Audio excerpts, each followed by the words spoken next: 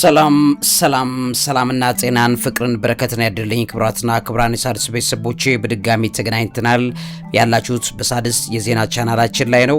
3 በጣም አስገራሚ መረጃዎችን ይዤላችኋለሁ። አንደኛው በጣም አስደናቂ ነው። የዩናይትድ አረብ ኤሚሬትስን ይመለከታል። ዩናይትድ አረብ ኤሚሬትስ ከአሜሪካ የገንዘብ ድጋፍ ወይም እርዳታ ጠይቃለች። በጣም ያሳዝናል። አሁን ባለበት በጦርነቱ በጣም ሃርድ ሂት ከሆኑት ሀገራት መካከል አንደኛዋ በጣም ከተጎዱት መካከል ዩናይትድ አረብ ኤሚሬትስ ትገኛለች። ዩናይትድ አረብ ኤሚሬትስ እንደሚታወቀው በምስራቅ አፍሪካ ላይ ባለ ፖለቲካ ላይ ትልቅ ጨዋታ ስትጫወት የቆየች ሀገርና ዱባይ አሁን ባለበት ሁኔታ ላይ ዶላር ልመልከት ወይንስ ደግሞ የዩዋንን ተመልክቼ ወደ ቻይና ፊቴን ላዙር የሚል ይፋዊ ጥያቄ አቅርባለች ለአሜሪካዎቹ። በዛም የተነሳ እንግዲህ ከገንዘብ ድጋፍ ጋር ተያይዞ እንዴት የገንዘብ ድጋፍ ልጠይቅ ቻለች የሚለውን ነገር በተመለከተ በዚህ ፕሮግራሜ ላይ ትንተና አዘጋጅቼላችኋለሁ። ሌላኛው እሱም በጣም የሚገርም ነው። በተለይ አሁን የኢትዮጵያ ችግር ባለበት በዚህ ሰዓት ላይ እንግዲህ ህወሓት ያደረገውን የሆነውን ነገር ሰምታችኋል።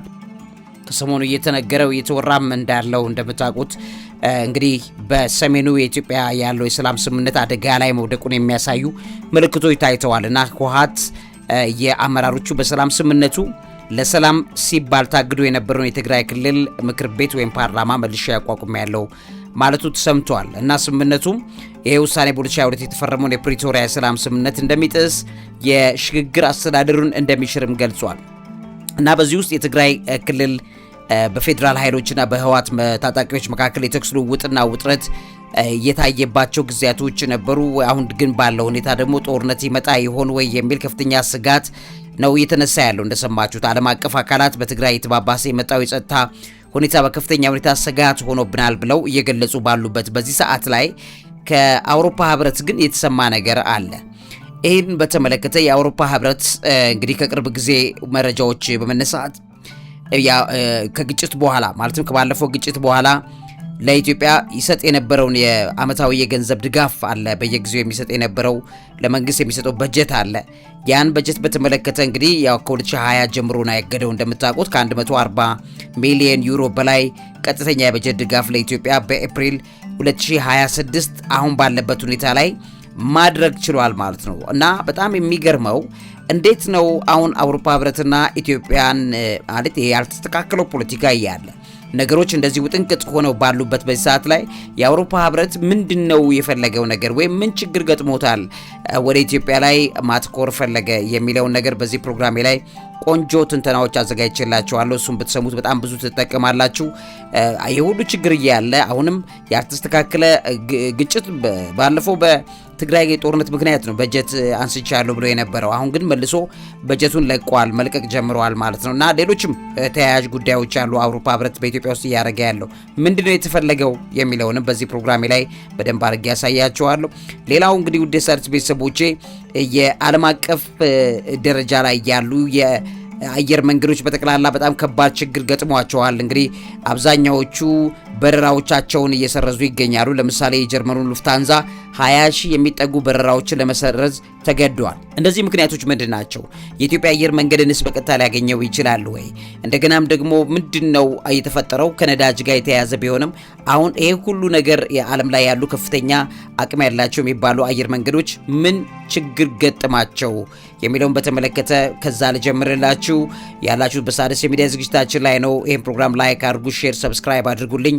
መምህርና ጋዜጠኛ ዐቢይ ይልማ ነኝ።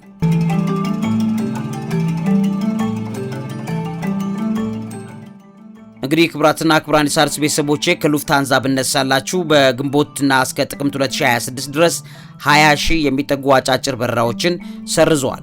እንግዲህ ሉፍታንዛ ሲቲ ላይን የተባለ ኪሳራውን በግልጽ ያሳየበት ንዑስ ድርጅት አለው። ይሄንን ንዑስ ድርጅቱን ሉፍታንዛ ዘግቶታል። እንግዲህ ሉፍታንዛ ማለት በዓለማችን በጣም ግዙፍ የሚባል አየር መንገድ ነው። 27 አውሮፕላኖችንም ከስራ እንግዲህ እንዲያርፉ አድርጓል። እንደሚታወቀው የስካንዲኔቪያ አየር መንገድም በተመሳሳይ ሁኔታ በነዳጅ ዋጋ መናር ምክንያት በኤፕሪል ወር ብቻ ከ1000 በላይ በረራዎችን መሰረዙ ተነግሯል። KLM የሚባል የደች አየር መንገድ ለሚቀጥሉት ወር እንግዲህ 160 በረራዎች 80 ደርሶ መልሶችን ሰርዟል።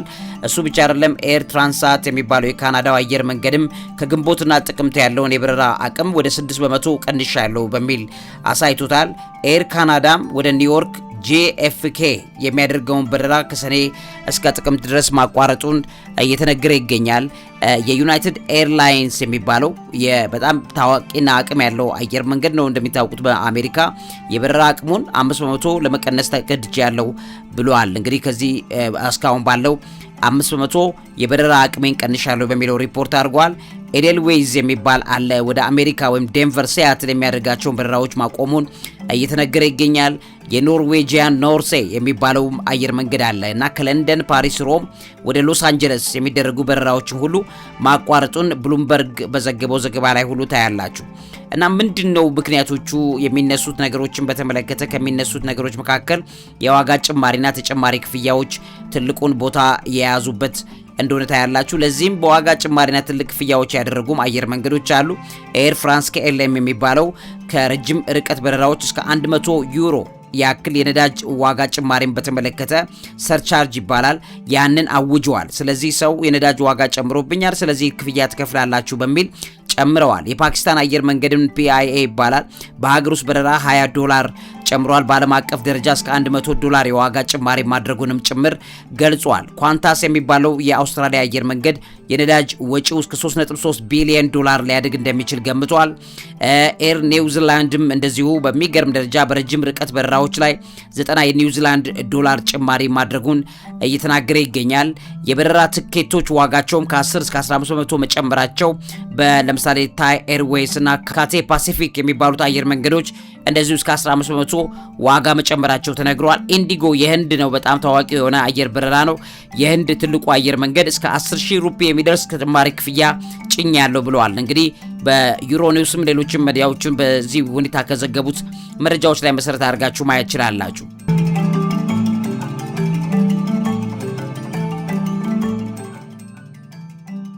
እንግዲህ ውድ ሣድስ ቤተሰቦቼ በጣም ብዙዎቹ የአየር መንገዶች ላይ ከፍተኛ መስተጓጎል ወይም ደግሞ የዋጋ ጭማሪና በረራ መቀነስ ሌሎችም ነገሮች እየታዩ ያሉበት አንደኛው ሴክሬት የነዳጅ ቀውስና ኢኮኖሚ ተጽዕኖ ነው።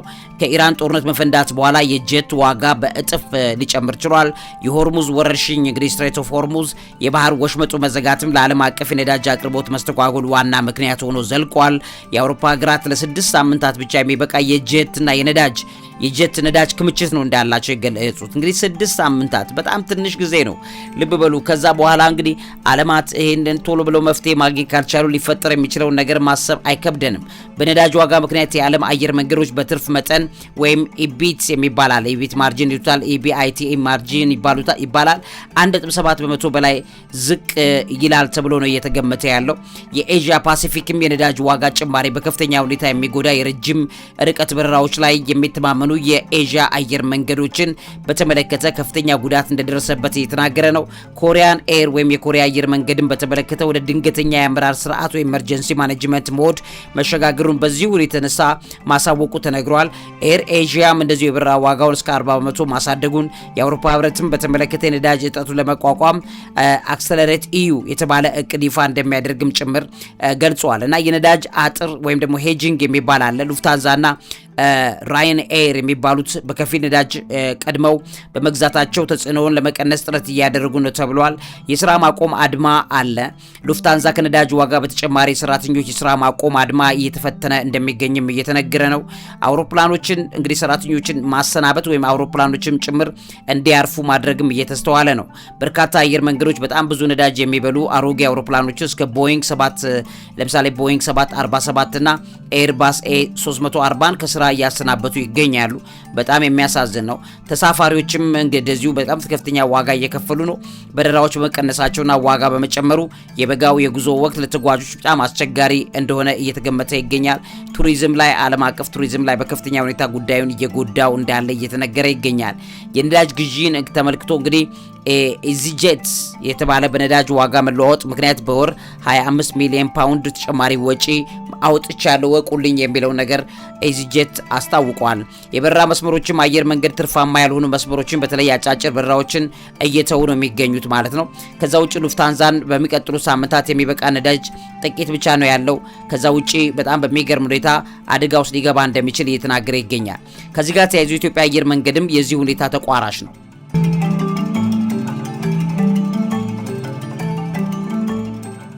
እንግዲህ ወዲህ ሳርስ ቤተሰቦች የኢትዮጵያ አየር መንገድም ከሌሎች አየር መንገድ በተለየ ብዙ ስረዛ አላደረገም። በሚገርም ደረጃ ይሄንን የአየር ጊዜ ችግር እየተቋቋመው እያለፈ ነው እየተባለ እየተነገሩ ያሉ ዜናዎች ሲሰሙ በጣም ነው የምትገረሙት።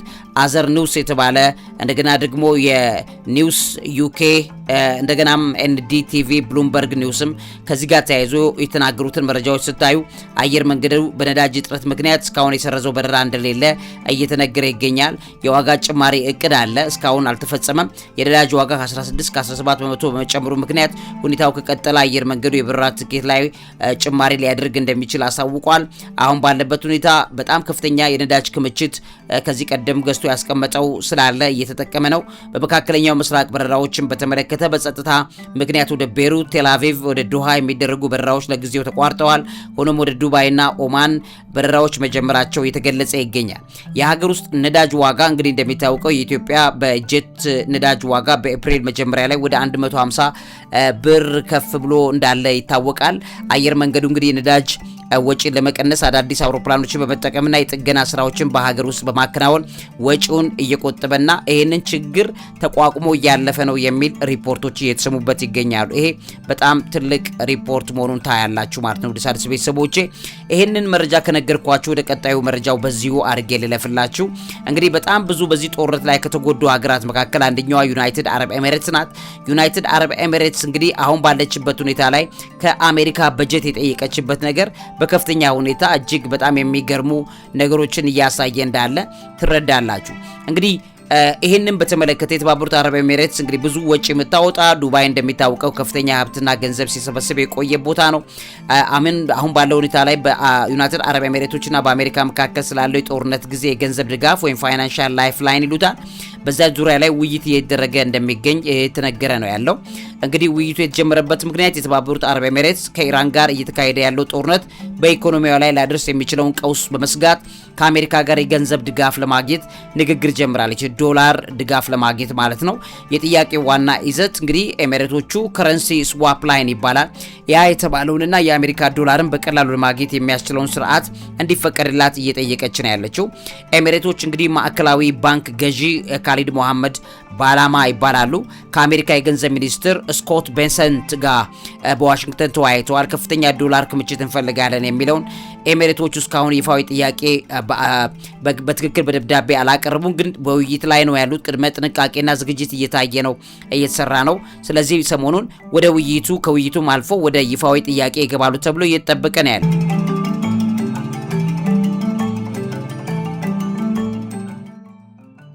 እንግዲህ ዲሳርስ ቤተሰቦቼ በዚህ ውስጥ የሚታዩት አንዱ ትልቁ ነገር የነዳጅ ዋጋ ስጋት ነው። በሆርሙዝ ባህረ ሰላጤ በኩል የሚደረገው የነዳጅ ትራንስፖርት መስተጓጎሉ ለዩናይትድ አረብ ኤሚሬትስ ዋነኛ የዶላር ገቢ ምንጯ ላይ ጉሮሮ ላይ ነው የቆመው ማለት ነው። በጦርነቱ ምክንያት የኤሚሬቶቹ ነዳጅና የጋዝ መሰረተ ልማቶች ጉዳት ደርሶባቸዋል። የጥቃቱ መጠን ሲታይ የኤሚሬቶቹ መከላከያ ሚኒስትር እንዳስታወቁት ከየካቲት 21 2018 ጀምሮ እንግዲህ 2800 በላይ ድሮኖችና ሚሳኤሎች ወደ ሀገሪቷ ተተኩሰዋል። የገንዘብ ምንዛሬ መረጋጋትም በተመለከተ እንግዲህ ኤሚሬቶቹ ድርሃም ከዶላር ጋር በተቆራኘ ወይም ፔጅድ በመሆኑ በጦርነቱ ምክንያት የሚፈጠር የዶላር እጥረት የምንዛሬ ዋጋውንም ሊያናጋው እንደቻለ እየተነገረ ይገኛል። እንግዲህ በዱባይ ያለው ቢዝነስ በከፍተኛ ሁኔታ ተመቷል። የውጭ ምንዛሬ ክምችትም በተመለከተ ኤሚሬቶቹ በአሁኑ ወቅት 270 ቢሊዮን ዶላር የሚጠጋ የውጭ ምንዛሬ ክምችት አላቸው። ነገር ግን ጦርነቱ ከቀጠለ ይህ ክምችት ሊሟጠጥ ይችላል የሚል ከፍተኛ ፍርሃት ውስጥ ነው ያሉት። የካፒታል ፍሰት ስጋት አለ። ባለሀብቶቹ ገንዘባቸውን ከሀገሪቱ ሊያወጡ ይችላሉ ወይም ካፒታል ፍላይት በጣም በከፍተኛ ሁኔታ እየተሰጋ ነው ያለው። በዱባይ ያሉ ባለሀብቶች በከፍተኛ ሁኔታ ሊንቀሳቀሱ እየቻሉ ምልክት ታይቷል። እንደገናም ካፒታል ፍላይት ምልክት እየታየ ነው ያለው፣ የተንቀሳቀሱም አሉ። ይሄም በተመለከተ እንግዲህ ቀጣይ ጊዜ በጣም ከፍተኛ ስጋት ዱባይ ላይ ተደቅኗል። የአሜሪካ ማዕከላዊ ባንክ ወይም ፌድ አቋምን በዚህ የተነሳ የማዕከላዊ ባንኩ ለኤሚሬቶቹ የስዋፕ ላይን ፍቃድ የመስጠት እድሉ አነስተኛ እንደሆነ ነው የሚገመተው። ምክንያቱም ለራሱም ከፍተኛ ኪሳራ ውስጥ ያለ የባንክ ስርዓት ነው። የአሜሪካ ባንኩ በእዳ አለባት ሀገሪቱ። በቅርብ ጊዜ በኤፕሪል ወር ውስጥ የወጣው ሪፖርት እንደሚያሳየው ሀገሪቱ ከ39 ትሪሊየን ዶላር በላይ እዳዋ ከዛ እንዳለፈ እየተነገረ ይገኛል። ያ በጣም ለዓለም በጣም አስፈሪ ነው፣ ለአሜሪካም በጣም አስፈሪ ነው። የአሜሪካ አጠቃላይ ብድሯ ነው 39 ትሪሊየን ዶላር። ይሄም እንግዲህ መጠን ከሀገሪቱ ዓመታዊ ጠቅላላ ምርት ወይም ጂዲፒ 120 በመቶ በላይ ነው እንግዲህ እየሆነ ያለው። የወለድ ክፍያውን ብትመለከቱት መንግስት ብድር ወለድ ብቻ በአመት ከ1 ትሪሊየን ዶላር በላይ ይከፍላል። ይሄም ወጪ ከሀገሪቱ መከላከያ በጀት ወይም ዲፌንስ በጀት በላይ እንደሆነ ይታወቃል። የእዳ ጣሪያውን በተመለከተ ዴብት ሴይሊንግ የሚባለው የአሜሪካ መንግስት መበደር የሚችለው ከፍተኛ የገንዘብ መጠን በህግ የተገደበ ነው። ይህንን ገደብ ለማሻሻል በምክር ቤቱ ወይም ኮንግረስ ውስጥ በየጊዜው ከፍተኛ የፖለቲካ ግብግብ ይካሄዳል። ለዚህ ምክንያቶቹ እንግዲህ ቀውሱ የተባባሰው ከመንግስት ገቢ ይልቅ ወጪው በከፍተኛ ሁኔታ በመጨመሩ በወለድ ምጣኔ መናርና በተለያዩ የግብር ቅነሳ ፖሊሲዎች ምክንያት ነው። ስለዚህ በአሜሪካ ብድሯን መክፈል ካቃታት ወይም ደግሞ ዲፎልት ከተፈጠረ በዓለም አቀፍ የፋይናንስ ገበያ ላይ ከፍተኛ መናጋት ሊፈጥርና የዶላር የበላይነትን ሊያዳክም እንደሚችል ባለሙያዎች ይጠቅሳሉ። አሜሪካ ይሄ ሁሉ ችግር ባለችበት ሰዓት ላይ ነው አሁን ዱባይ ከአሜሪካ የዶላር ክምችት እየጠየቀች ያለችው። ያንን በተመለከተ እንግዲህ ማዕከላዊ ባንኩ እስካሁን ድረስ ምንም የሚፈቅደው ነገር አልታየም። ስዋፕ ላይን የሚባለውን ፍቃድ ለመስጠት አነስተኛ ነው ግምቱ እየተባለ እየተነገረ ይገኛል።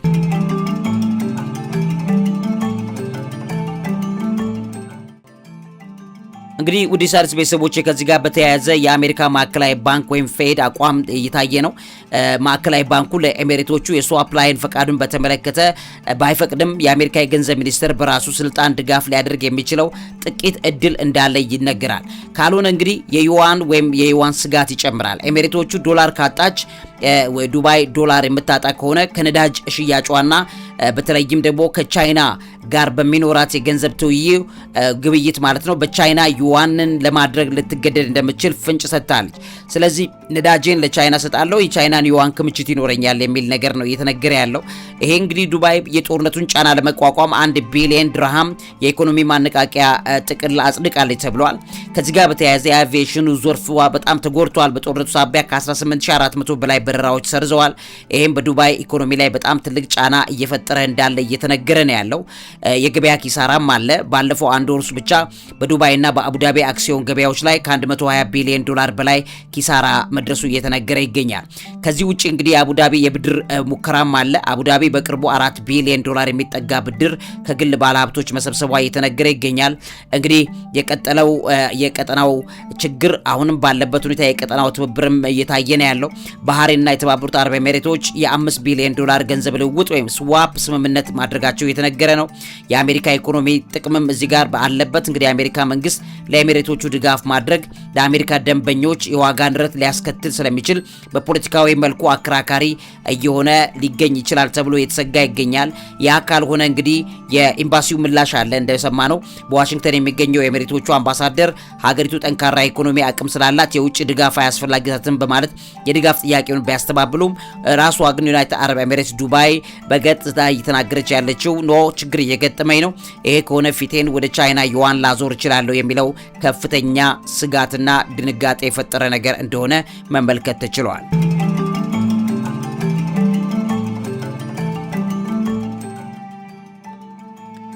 እንግዲህ ክብራትና ክብራን ሣድስ ቤተሰቦች ወደ መጨረሻው መረጃ ልምጣላችሁ። ከቅርብ ጊዜ መረጃዎች በመነሳት የአውሮፓ ህብረት እንግዲህ ከግጭት በኋላ በኢትዮጵያ ላይ የነበረውን የገንዘብ ድጋፍ እገዳ በማንሳት አሁን ለመጀመሪያ ጊዜ ለኢትዮጵያ ይሄንን በጀት ለቋል። በጀት ሰፖርት ነው ያደረገ ያለው። ህብረቱ ከ2020 ጀምሮ ያገደውን 140 ሚሊዮን ዩሮ በላይ ቀጥተኛ የበጀት ድጋፍ ለኢትዮጵያ በኤፕሪል 2026 በይፋ አድሷል እና የአውሮፓ ኩባንያዎች ፍላጎት ምንድነው በዚህ አካባቢ ላይ እየተባለ መጠየቅ አለበት። ከ500 በላይ የአውሮፓና የኢትዮጵያ ኩባንያዎች በህብረቱ አዘጋጅነት በአዲስ አበባ የተካሄደ ያለ የቢዝነስ ፎረም ላይ በመሳተፍ ላይ ናቸው። የግሎባል ጌትዌይ በሚል ስትራቴጂ ያለ ህብረቱ በኢትዮጵያ ንጹህ ኢነርጂ፣ ዲጂታል መሰረተ ልማት፣ የግብርና ላይ ያተኮረ መዋዕለ ንዋይ ለማፍሰስ ዝግጅት እያደረገ ነው። ይሄ ማለት ምንድነው? ኢትዮጵያ ችግር ውስጥ እያለች አሁንም ጦርነት ውስጥ አሁንም ችግር ውስጥ ነው ያለችው። አልተረጋጋችም ሀገሪቱ። እንደሚታወቀው ከዚህ ቀደም ደግሞ የአውሮፓ ህብረትም በጣም በከፍተኛ ሁኔታ የኢትዮጵያን ፖለቲካ በተመለከተ ከፍተኛ ብዙ ስራ የሰራው ነገር እንዳለ ይታወቃል። በተለይም የፕሪቶሪያው ስምምነትን ከፍተኛ ውጤት እንዲያመጣ ለማድረግ አውሮፓ ህብረት ብዙ የሰራው ነገር አለ። ይሄ ባለበት ደረጃ ላይ አሁን ያ ነገር ሳይስተካከል እዚህ ጋር እንደገና የቢዝነስ ዲል ማድረግ ምን ማለት ነው የሚለውን ጥያቄ አብሮ ማየት ያስፈልጋል። ምክንያቱም የአውሮፓ ህብረቶቹ ይሄንን እንግዲህ ዲላቸው ቢያስተካክሉ ወይም ጠንካራ አቋም ቢኖራቸው ኢትዮጵያ ውስጥ አሁን ያለው ሰላም ወደ ጫፍ መምጣት የሚችልበት እንደሆነ ይታወቃል። ከዚህ የመንሸራተት ነገር ያሳዩበት ምክንያት ምንድነው የሚለውን ነገር በመጠኑ ማየት ያስፈልጋል። ከዛ አስቀድሜ ግን የምነግራችሁና የምሰጣችሁ መረጃ አንደኛው ይሄ ነው። ስለዚህ የዲጂታል ኢኮኖሚ ፓኬጅ የሚባል ህብረቱ ከ150 ሚሊዮን ዩሮ የሚገመት ለዲጂታል መሰረተ ልማት ግንባታ፣ ክህሎት ማሳደግ፣ አስተዳደር የተመደበ የገንዘብ ድጋፍ ነው እያደረገ ያለው። የኃይል ዘርፍ ልማት የሚባል አለ፣ ራይዝ ፕሮግራም የሚባል 269 ሚሊዮን ዩሮ የሚገመት የራይዝ ፕሮግራም፣ የአሸጎዳ የሚባል የንፋስ ኃይል ማመንጫ አለ በኢትዮጵያ ውስጥ። ያን ለመጠገንና 2500 ኪሎ ሜትር የፋይበር ኦፕቲክስ ገመድንም ለመዘርጋት የተመደበ ኢንቨስትመንት አለ ተብሏል። እሱ ብቻ አይደለም፣ ዲል ሪስክ ኢንቨስትመንትስ የሚባሉ በኢትዮጵያ የቢዝነስ አየር ንብረቱን ለማሻሻል የምታደርገውን ጉሁዲታ በተመለከተ የሚያበረታታ የአውሮፓ ኢንቨስተሮች በበለጠ እንዲሳተፉ እየተደረገ ያለበት ነገር ታያላችሁ። የቡናና አትክልት ምርቶችን ወደ አውሮፓ ገበያ ለማቅረብ የተሻለ ገቢ ለማግኘት የሚደረግም ድጋፍ አለ፣ የግብርና ላይ ያተኮረ የአውሮፓ ህብረቶቹ ድጋፍ። እሱ ብቻ አይደለም፣ የአውሮፓ ኢንቨስትመንት ባንክ ወይም ኢአይቢ የሚባለው በዚህ ላይ ተሳትፎ እያሳየ ነው በሚል እየተነገረ ነው። በተለይ በግብርና በሴቶች ላይ እንደዚህም በአንዳንድ የገጠር የገንዘብ ድጋፍ እያደረገ ነው ተብሏል። የአፍሪካ አህጉራዊ ነጻ የንግድ ቀጠና በሚባለውም በኢትዮጵያ አህጉራዊ ነጻ የንግድ ቀጠና በንቃት እየተሳተፈች ነው። ለአውሮፓ ገበያ ያለው ትኩረት ይሄ ያስፈልገናል በሚል ገንዘብ ድጋፍ እያደረጉ ነው።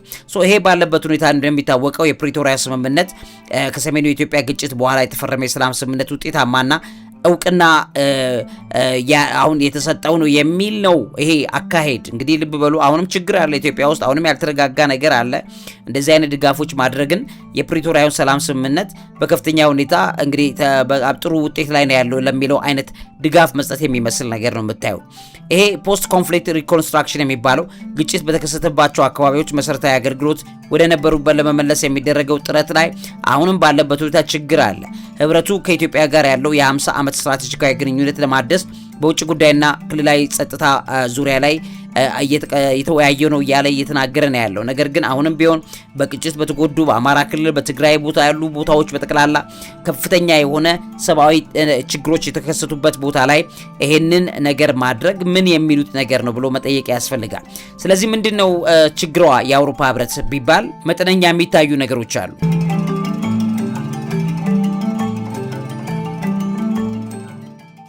እንግዲህ የአውሮፓ ህብረት አሁን ባለው ሁኔታ በኢራን ጦርነት በእጅጉ ከተጎዱት ቦታዎች መካከል ይገኛል።